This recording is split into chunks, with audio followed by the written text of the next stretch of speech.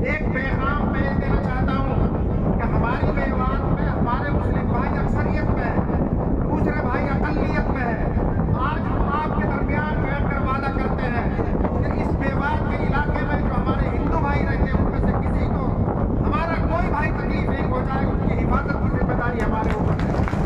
इस देश में नुकसान पहुँचाने के लिए 1947 से पहले एक मुस्लिम राजनीति चली थी, जिसमें मुसलमानों ने मुल्क को बांटने का एक नारा दिया था। तो हमारे बुजुर्ग आगे आए थे, मुस्लिम फिरका परस्ती को कुचलने के लिए उन्होंने अपनी टोपियां और पगड़ियां उछलवाई थी।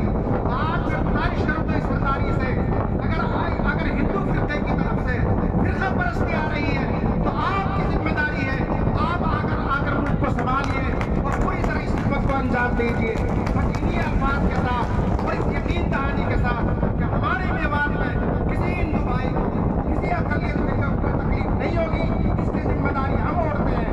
और पूरे मुल्क में किसी मुस्लिम को तकलीफ न हो, ये जिम्मेदारी आप ले लीजिए। बहुत बहुत मुबारकबाद आपको।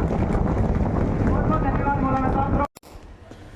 Thanks for watching. Don't forget to like, comment, share and subscribe to Al Wahid channel.